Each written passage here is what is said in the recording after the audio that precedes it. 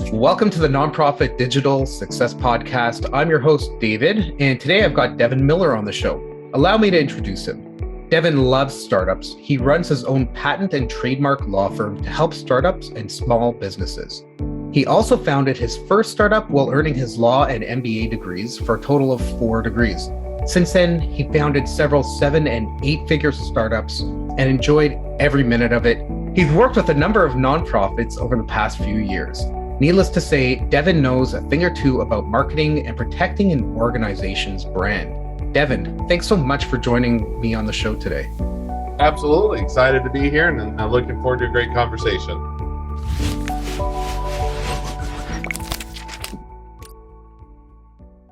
So let's dive in. You know about guerrilla marketing. How can a nonprofit break into a new market that they might be thinking of expanding into, or increase visibility in their current niche that they're targeting with guerrilla marketing? Yeah, I mean, I think that's a broad question and could take it a lot of directions. I mean, if a nonprofit I would look at is, we worked with some and it was interesting. I was just talking with one the other day that's with a nonprofit in the arts that is actually helping people that are in the oncology unit for hospitals and actually for adults and providing some activities. So they have a lot of activities for kids. They tend to not have a lot for the adults. And so they actually do quite a bit there. And it's an awesome nonprofit. And I was talking with her and it seems like, a lot of the things that apply for any business apply just as much for a nonprofit. In other words, we talked about the failure rates, and you know what? The failure rates for a nonprofit are about the same as for a startup or a small business. When you look at, you have to have do your competitor analysis. In other words, everybody wants to do a nonprofit. There's a whole bunch of nonprofits doing the same thing in your area as what you're doing. Just like any other business, it's going to be hard to compete for those donation dollars. If you look at making it a sustainable model, in other words, you have to, just like a business, go out and sell. In nonprofits, you have to go out and sell. And even just like a nonprofit, or for-profit businesses, when you're looking at intellectual property, a lot of nonprofits have a great brand. They look at making sure that everybody knows their name. They have to do marketing. They have to do sales. You want to protect that brand. And so to a large extent, other than how you do it in the accounting and how you sometimes pay, which is, sometimes how you have to do compensation a bit differently, which is set up different. Otherwise, I think most of the same business or logic and business rules apply to a nonprofit just as much as any other business, because you have to make it sustainable and you have to make it something that people are willing to support. Yeah, and it's come up in a number of other podcast episodes also. Nonprofit doesn't mean no profit, right? You need to still be out there in order to push your mission further. You need to have those dollars to be able to do that. And you have your staff. Yeah, a lot of nonprofits have volunteers, but you have to have paid staff as well if you want to be able to grow your organization and help more people in your community. Yeah, and I think that's absolutely right. A lot of times people think, well, non-for-profit, that means it doesn't make any money. Well, to a degree, that's true in the sense that a normal firm or normal business, you can have bonuses, you have end-of-year dividends, you have those type of things, which are different than non-for-profit. But on the other hand, people can still be paid. And that was, circling back just to the same example, talking about how, hey, well, the person that founded the business didn't take a salary for 3 years. They paid every artist that came in and did stuff at the hospitals because they wanted to make sure that those artists that were very talented, they had to make a living. And so there's still salaries, there's still management of, how many or how much donations or other income you have in. It's a lot of times like a for-profit, other than you're not doing dividends, you're not necessarily publicly owned or having some stock, but you still have to treat it like you have to be a profitable business that makes money. Otherwise, just like any other business, you go under. Exactly. So back to guerrilla marketing, what is it that you think nonprofits could do to leverage that?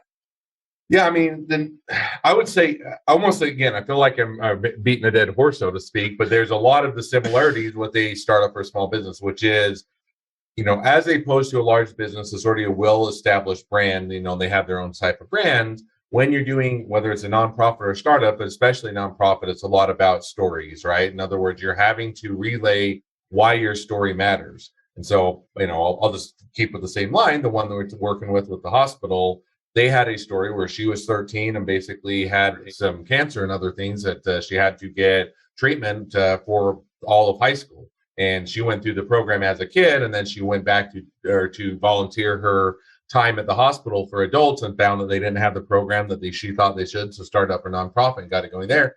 That's all the story, right? And just using that as an example, but there's a story behind it, and yet the story is the most, one of the most powerful things. And so if you're looking to do a lot of guerrilla marketing, you have to make sure you have a mission or a story, especially for nonprofit, where you're saying this is the reason why this matters. Because as opposed to a normal consumer product, which you're paying for a good, you're paying for a service, you get something for what you're paying for. With the nonprofit, typically is a donating. You're supporting a cause, you're supporting a service, and guess what? You don't get that physical or something or a tangible service or a tangible product. Now, you may have other benefits. You feel good, you're supporting it. It may be near and dear to your heart, but it has to be a story that resonates. And so I think when you're getting that kind of guerrilla marketing, the first thing you have to do is nail down your story, nail down why it matters. What is that story? What is that brand? And how you're different than the other nonprofits are out there. The other one that I think as far as guerrilla marketing is you have to look to differentiate yourself, because there's still you think, oh, well, I can start a nonprofit. People when they donate, they're other kind of stuff. There's a lot of nonprofits out there and a lot of people trying to solve a lot of issues. Hunger in schools, hunger in general, homelessness, cancer. You take, and then there's missing climate change, whichever side of the aisle you're on with climate change. You can take, energy. You can take all of the beautification of natural resources, and you go down the list. And there's a lot of times vying for it. And so if you don't have that story, it doesn't break through. But I think after you establish that story, then it's much easier to utilize that story in the social media, whether it's LinkedIn, if it's more on the business side, and you're trying to go to B2B, or you're trying to figure out is it direct to consumer. The last thing I'll add, and then I'll take a break, is that I think you have to also define your core market, which a lot of times I think if you're a normal business, you tend to say, okay, who is the person that's going to buy the product? When you're a nonprofit, a lot of times you just say, well, we're just going to go and anybody that will donate, we want to take their money type of thing, because that helps the cause, which is true. But there is still a core audience. In other words, the people, let's say that you wanted to go and address climate change versus you wanted to go and take beautification of it versus you wanted to go and change the legal system. All those are not going to be the same people that may donate to the cause, because while people are charitable in general, they typically give to the causes that are most near and dear to them. So you still have to figure out who those people are that are willing to donate, similar to as if you're trying to sell a product, you need to know who your consumer is. Yeah, I think, in terms of what you just said, there's a lot of really great bits in there. Identifying unique sales proposition, the USP for the organization is really, really key. And then finding 1, 2, 5, 30 stories that can really evoke emotion that's tied around that to connect with the people that you're trying to get money from, or even get volunteers to help with the cause. People like to give to causes that are near and dear to them, and being able to help them understand how you help and how you solve a specific problem, just like a business does, right? Like Tesla, they want to solve the gas crisis with cars, right? That's one of their things that they're going for. That's why they produce electric cars and all that type of thing. Whether you believe in electric cars or not, doesn't really matter. That's their goal, right? Is to help solve this energy crisis. And that's what they're tied around. That's why people buy their vehicles, right? It's the same thing for a nonprofit. What is it that you do? How can you help? Why do you help? And how can other people participate either financially or with their time? And I think it's really key to be able to make that connection. And stories are one of the easiest and best ways to do it. No, absolutely. And I think that you almost hit on something is sometimes we almost dived into how to do it as a nonprofit. Sometimes you look and say, should we be a nonprofit or not? In other words, you can be a for-profit business and still have a mission. I like Elon Musk for some of the eccentricities he has. A lot of what he's doing is he thinks that we need to have an ability to not just live on the earth, and we need to be able to diversify into other planets. And so if something were to ever happen to the earth, or human population isn't wiped off. So you look at electricity.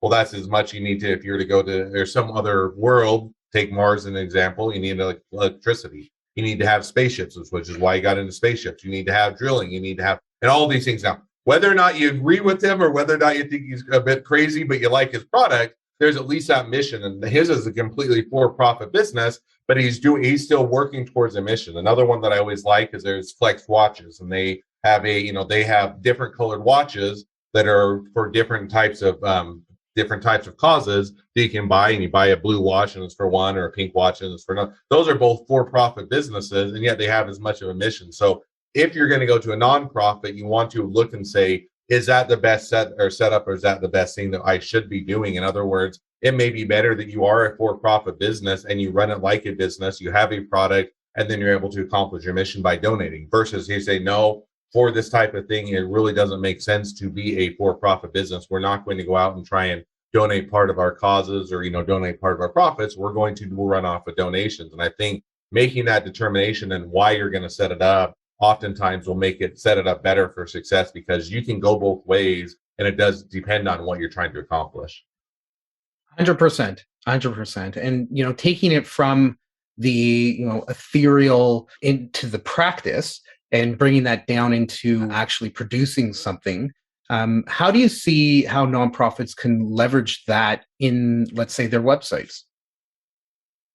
Yeah, I mean, if I were to look at the website, it's a great place to have a footprint. In other words, it is getting harder and harder, as opposed to, maybe other conventional wisdom, to break through on social media and other places to tell your full story. Now, I'm not saying you shouldn't use those areas, social media, doing events and everything else, but you have a very limited amount of time and a limited amount of attention to capture a lot, or to tell a lot of your story. So it's usually a much more condensed, short version of your story. And yet it's, you're almost doing it as more of a teaser. And yet the website is a place that you can fully embellish that. In other words, you can tell about what you're doing, show stories from other people, show missions that you've accomplished, people you've impacted, and all that. And you can do it in a much fuller thing. So I think the website oftentimes builds a lot more of that trust. And so in other words, a lot of times with the short snippet, you're just trying to grab attention in a good way. You're trying to get them to be interested in your cause. And then you use your website a lot of times to leverage that trust. In other words, you're looking to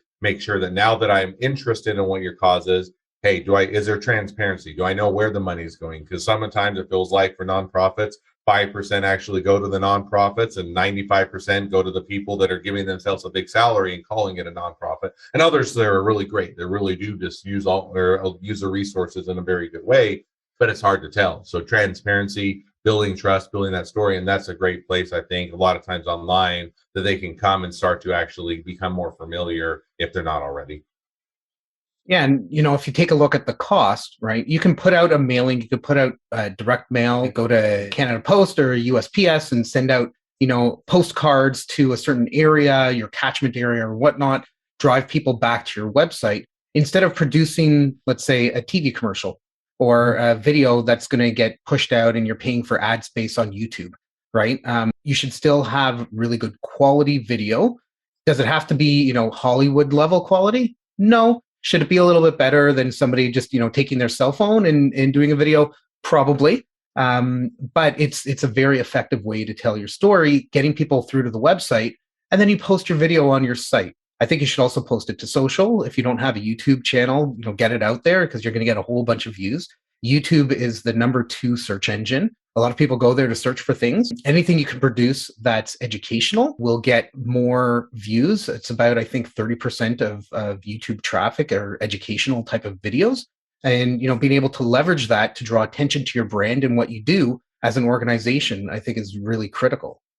Now, the one thing I think that you hit on is that geographic area. In other words, you are going to want to set it up probably a bit different. If you're saying, hey, I'm only in this local area, you would probably going to advertise and do it a bit differently than if you're trying to do a nationwide push. And so both work, and you have different organizations do it both ways. But I think defining that. The other thing I would maybe slightly push back. I would agree with you on the video that you should, or if you can get the better quality, you should, but it shouldn't be a fear. Or in other words, hey, because I don't have a studio set up that has a nice microphone and perfect lighting, I'm just not going to do it at all until I get to that point. I don't think that should be a gating factor. In other words, if all you have is a cell phone and that's how you're going to start your mission, great. Start doing something to build your mission, to build your cause. Now, as you get it up and going, you should certainly get it to be a bit better quality and trying to improve it and further show that you build that trust. But I think a lot of times people kind of have an all or nothing thing where it's either got to be very professional, done up in quality, or it's nothing at all. And then they never get started and they never put out that content, which can certainly be beneficial to them. So I always think that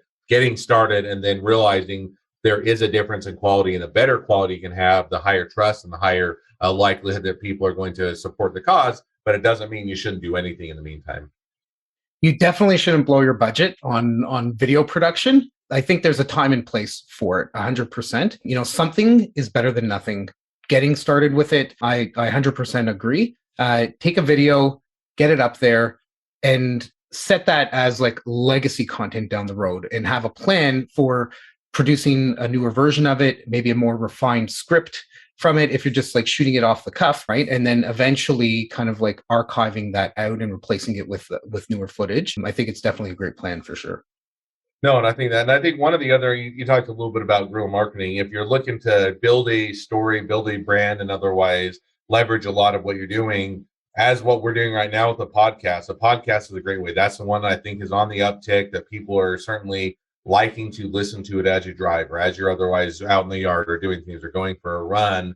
And if you can find an interesting angle to tell your story and to have consistent content, that's another way. And then you don't have, all you have to do is make sure you have a decent microphone if you're not even doing the video. And then you don't have to worry about as much of that content. It also gives it a bit more free flow. Now, the caveat I give is you have to make sure that it's consistent. A lot of times people will get 5 episodes into a podcast and then they run out of people or interesting topics or interesting guests, and then it doesn't have that. But if you can kind of consistently, it's another way to engage people that maybe is a lot of times underutilized. I agree. And if anybody who's listening to this is interested in getting started in podcasting, your best bet is to find a podcast to be a guest on and to start there and get some experience with it, and go from there and see what works, what doesn't work, and so on. But switching gears a little bit, and I want to chat a little bit about branding. So as a nonprofit, NGO, community-based organization, a charity, what should they consider in terms of protecting their brand? Yeah, I mean, typically when you're protecting your brand, there's a couple areas that you might want to consider, which is trademarks and copyrights. And if you think of trademarks, to really go towards the actual branding. In other words, name of the nonprofit. If you have a product, or in other words, we mentioned like watches, or if you have other things that people are otherwise, let's say you have a neat, unique product. In other words, some of the cool ones you have, hey, we go down and we go to South America, or we go to Africa, and we support other people that make products, and then we come back to the US and sell them in order to support the nonprofit. If you have a cool product, then you also can think about a product name. So product, name of the nonprofit, name of products or services you're offering, a catchphrase, something along those lines. Those are all going to be under trademarks. And now you think, well, why would we want legal protection for a nonprofit? We're a nonprofit, we're just doing a good mission. Of course, nobody's going to rip that off. And maybe less so, maybe people are feel a little bit more morally obligated. On the other hand, if it's just like any other business, if you have a great brand, people are going to try and ride those coattails if they can, because they want to have that shortcut in order to get, whether it's their own nonprofit or their own business going or anything else. And so you're still going to want to protect that. The other thing that you can consider is copyrights. Now, copyrights go more towards creatives. So if you're to think of a video, a book, a sculpture, a painting, a photo, something along those lines that's more on the creative side, then you can protect those with copyright. So let's say you have a really great viral video that the people really catch fire. You may want to copyright that because it does give you that protection to control the video. Now, you don't always have to go out and sue everybody. You don't have to go in, otherwise, we're trying to shut people down. But it also gives you that ability to control. So in other words, let's say you have your brand or you have your copyright, you don't want it to be tied with a given cause that's contrary to your cause. So if you're on one side of, an issue and you have people that are using on the other side of the issue, you want to be able to control the narrative or control your story. You don't want to leave it open to others. You don't want people to go out and start a counter or a similar website that takes the opposite message that you're doing. And so all of those things allow you to, when you get the trademark, you get the copyright, you're able to have that control. So as you're building the brand, even if you're not looking to go out and sue everybody because it's not the same thing as maybe on the business side, you are able to control it so that you can make sure that your brand of your nonprofit stays intact. Yeah, and I think to that point, in terms of branding, I would hope that a lot of people that are listening to this understand the importance of having a unified and solidified brand, and knowing, the value of having a brand guide and brand standards documents, and in terms of protecting their brand, like you just said, making sure that the efforts that they're putting in, the creativity, the time, the thought, and all of that was put into coming up with whatever your example, like the viral video, right? That should be protected. That's their IP. That's their time and effort, right? So in terms of copywriting or trademarking or that type of thing, what would nonprofits, or I guess any business or organization, need to do in order to do that type of protection? Yeah, and also I definitely answer the question. Just to give you a couple examples of readily recognized brands that you are for nonprofits. You think of United Way. Everybody knows the United Way. You think of Salvation Army. You think of St. Jude's. You think of Habitat for Humanity. You think of YMCA. You think of Boys and Girls Club of America. All of those are brands that are all nonprofits, and yet you readily recognize their brands. And they want to, those brands are saying, I want to be able to control. So if we want to do a initiative with someone else, great, we can do an initiative. Or if we want to license it or otherwise help people, we can, but it still gives you that ability to control. Now, as far as kind of what you need to get started, it's really going to be about the same, whether you're nonprofit or a for-profit. In the sense, you're going to have to go through the same process of protecting your brand. So typically, the first thing you're going to do is, whether it's the copyright or the trademark, first drill down to what is the core value or the core, what is proprietary, or where's the value of your nonprofit. Is it in great content? In other words, hey, maybe we have a name, people don't recognize it as well, but we're putting out great videos. Or maybe, used to have some of the famous celebrities that all got together and would do songs with nonprofits that would promote a cause. And maybe you have a great song that's really popular and you're going to want to protect that. So step back for a second and say, yes, we want to make sure we have the brand, we have the copyright, but what is the thing that is helping our nonprofit the most? Is it the content we're putting out? Is it the creatives that we're putting out? Or is it more of the brand and people like the name and they like the title or like what we're doing? And so that's where you first do. And so you identify what the thing is that you want to protect. And then from there, typically you're going to want to go and see an attorney. And I know that sounds like a self-serving answer, but I mean, that is the best way if you're wanting to make sure, if your intent is we're building a nonprofit that is going to be sustainable, that's going to go in the future, you're going to want to take a few steps, just like setting up the nonprofit, making sure that it's legally done correctly, that you're managing the funds correctly, that you're otherwise staying in line with the government. You're also going to want to make sure that you have your brand properly protected, or your creatives, such that you can make sure as you're building it and growing it and you're helping more people, that you're able to also have that protection in place. And so typically the easiest way is, let's say what you want to protect, figure out if it's the copyright, the trademark, whether or not what it is that you want to copyright or trademark, and then go to an attorney, talk through, this is what we're doing, this is how we want to protect it, and they'll walk you through the process of how to go about doing that. And I think it's important for brands, businesses, and nonprofits to make sure that they do protect themselves. And like, the worst thing that could possibly happen is you put a lot of time and effort into something to fight for whatever the cause is, and then somebody uses the same thing for their cause, and they end up, poaching your donors. Really, is right. So I think that's maybe a little bit far-fetched and maybe like an extreme example, but it's certainly something that's possible.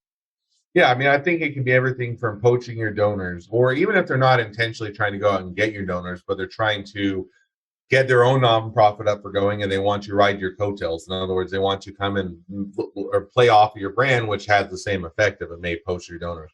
Even at that, it can be that they start to control the narrative. So let's say you have a very polarizing type of a non-for-profit. In other words, you have a specific mission that some people on one side of the aisle are going to be very passionate about, some people on the other side of the aisle, and I'm not going to name which side, are going to hate. Then what you don't want to do is have the people that are your opposers that don't want to support your nonprofit to be able to go out and start controlling your brand or ride those coattails or otherwise change the narrative or change the message. And so it a lot of times allows you to, especially if you're in those polarizing type of nonprofits, which there's ones on both sides of the aisle and there's people that do it, but it allows you to maintain that control so that as you're working to fulfill your mission, you can still do it in a way that doesn't, or you don't have issues with other people trying to tear it down.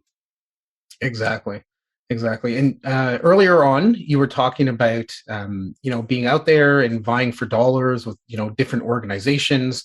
Look, there's lots of organizations out there that are looking for donor funds, because that's how, a lot of nonprofits operate, are based off of a large percentage of donor funds. Whether they're doing the same type of work as you, whether they're in the same region as you, it doesn't really matter, right? Everybody only has so much money. If there's a finite amount of money, people need money to live, to pay for food and shelter and all that type of stuff.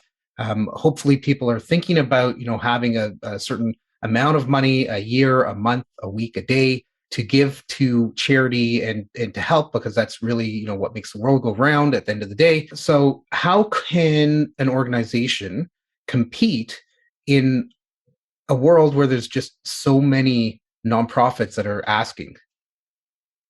Yeah, I mean, I think that it probably is a lot of what we already hit on, in the sense that, first of all, if there is a nonprofit in your area, or or you're doing it or nationwide or worldwide, if there's a nonprofit already doing what you're doing, I don't know that I'd recommend trying to just go and do a nonprofit that's exactly the same as out there. Figure out something different, or figure out something that's your niche. Now, maybe they're not doing it well, and you're saying, hey, they're not doing it, fulfilling their mission, and that's what the differentiating is. But you have to have something that's different. Usually we're getting right around the Christmas time, and that's the time that you always see the Salvation Army out ringing the bell, and they have that. First of all, they have an established brand, but even second of all, they're buying for the same dollars that people are otherwise going to either go buy or spend on Christmas, or that are going to go donate to one of another 20 causes. And so you have to be able to clearly articulate your message, clearly get it out there, differentiate yourself. And then I think beyond that, it's just putting in the work of, you actually have to go out, hit the streets, let people know about it. And I said, sometimes it's a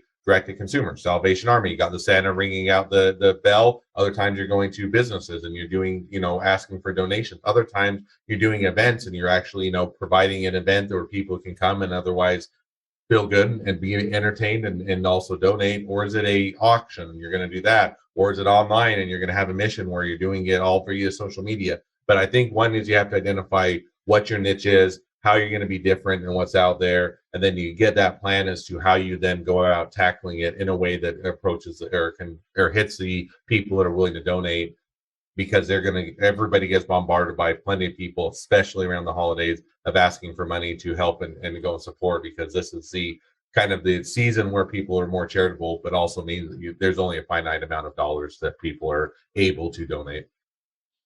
Yeah, and I think, in conjunction with that, obviously every organization needs to believe in what they do and understand that what they do is specific and unique to them.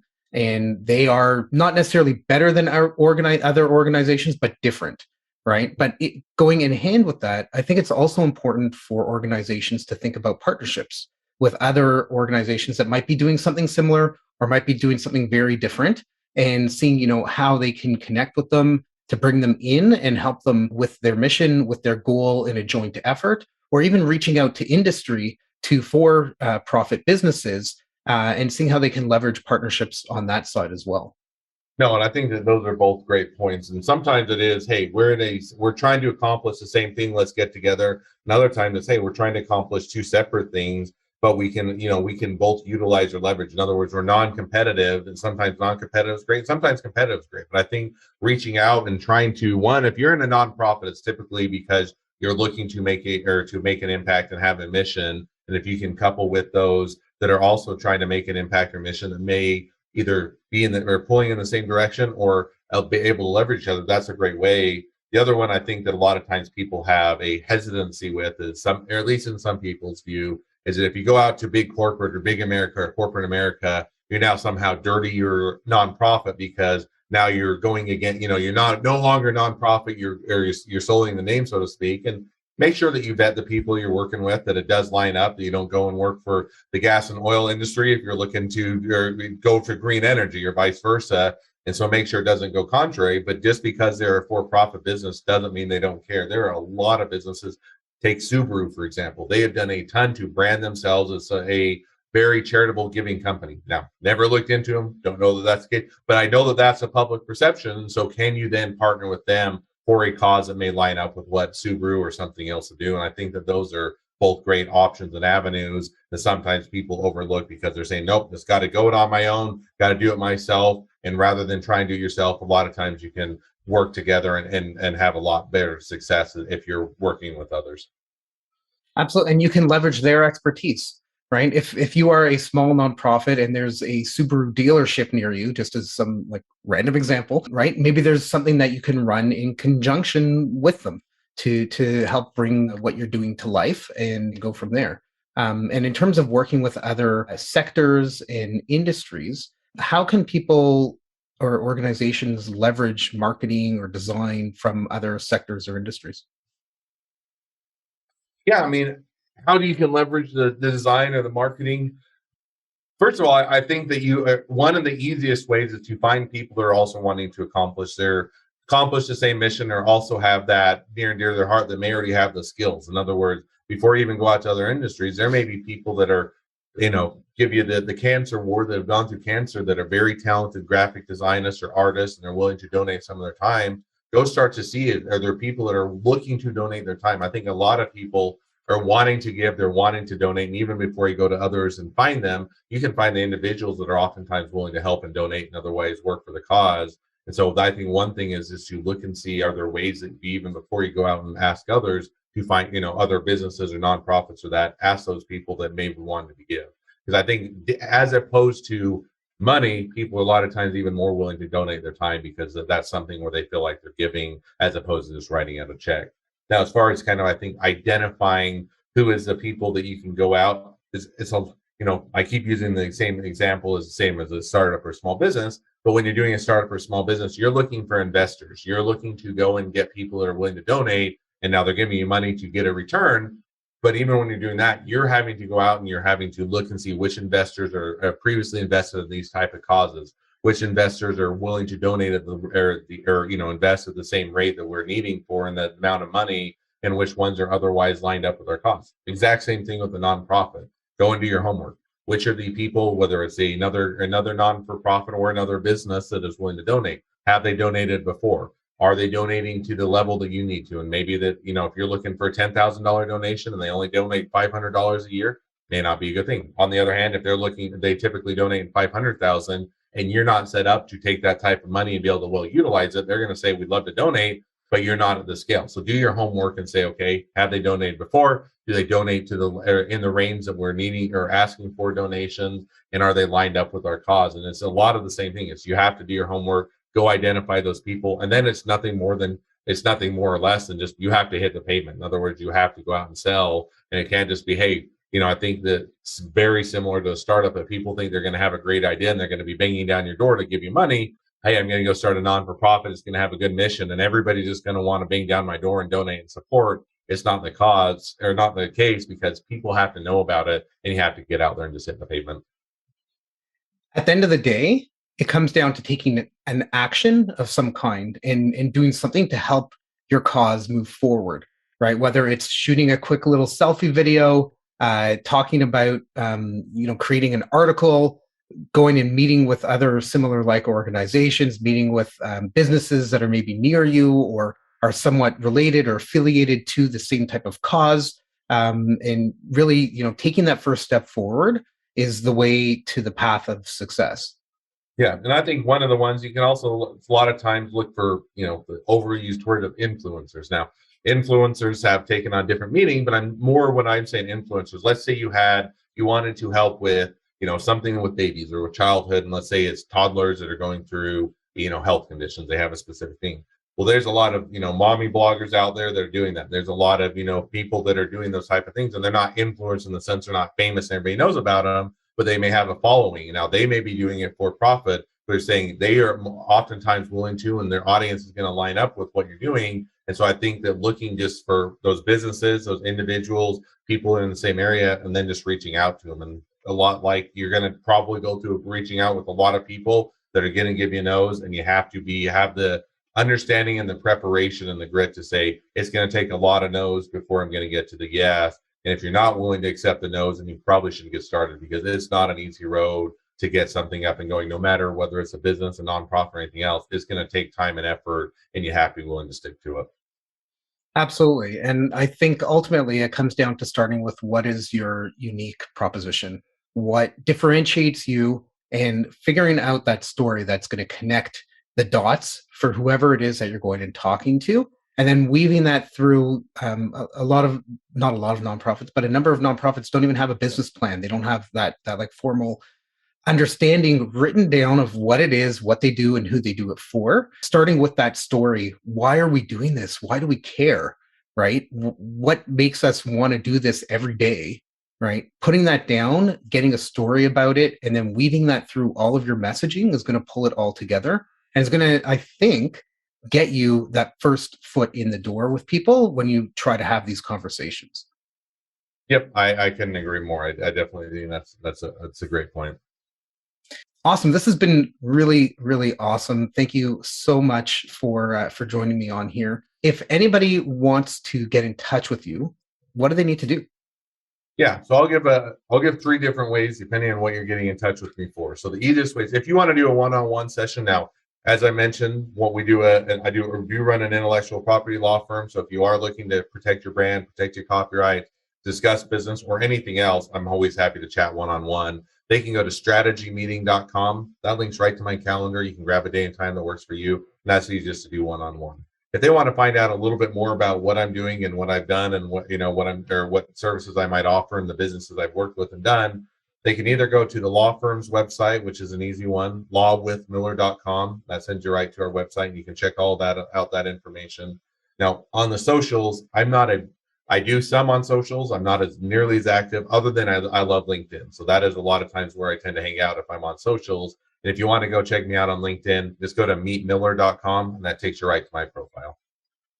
That's amazing. I'm going to include in our show notes page for this episode links for that for everybody who's listening. If you want to head over there, just go to wowdigital.com/podcast, and there'll be a link on this episode once it's up and published for you. So thanks again for joining in, Devin. It's been so great having you on the Nonprofit Digital Success Podcast. Thanks everybody for tuning in and listening. And until the next episode, keep on being successful. There we go. And cut.